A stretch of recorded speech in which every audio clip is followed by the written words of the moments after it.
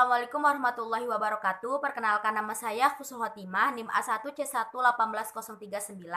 Di sini saya akan menjelaskan permasalahan yang ada di blog saya.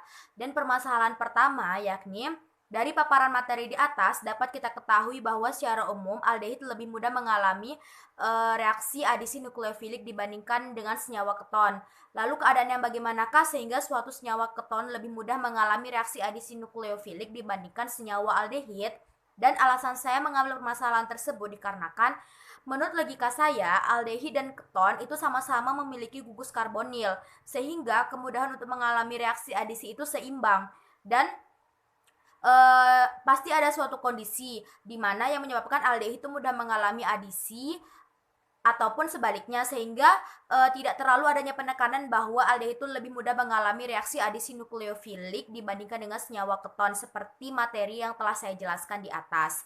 Nah, bukti dari permasalahan ini yakni pada paragraf 2 dan respon ini dijawab oleh Yupita. Dan menurut saya respon Yupita di sini salah karena Yupita tidak adanya penekanan bahwa memang keton itu sulit mengalami reaksi adisi nukleofilik dibandingkan dengan aldehid.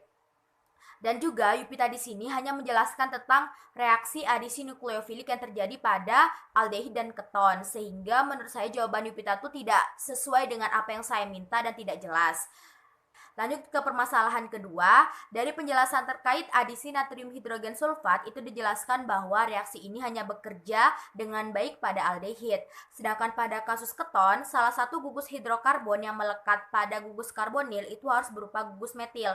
Nah, keadaan yang bagaimanakah senyawa keton dapat bereaksi dengan baik pada adisi natrium hidrogen sulfat, yang mana gugus hidrokarbon yang melekat pada gugus karbonil itu bukan berupa gugus metil?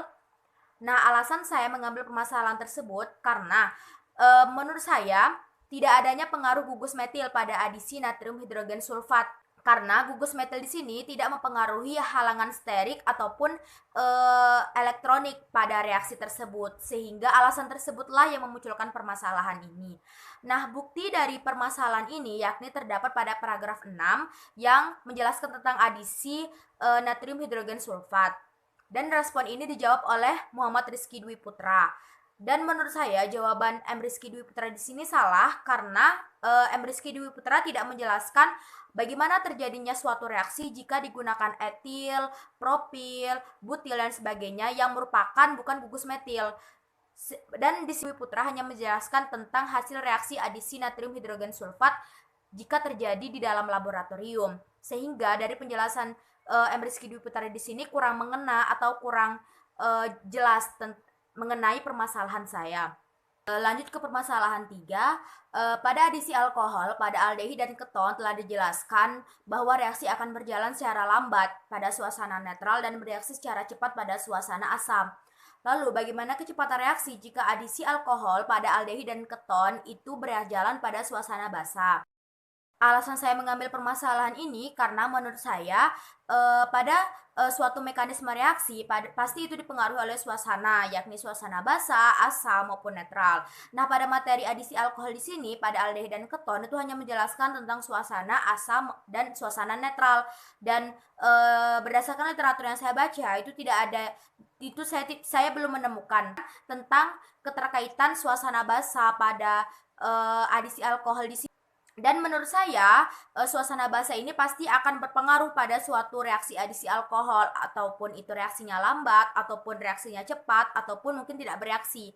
Sehingga alasan itulah yang memunculkan permasalahan. Dari permasalahan ini terdapat pada paragraf 7 tentang reaksi adisi nukleofilik alkohol.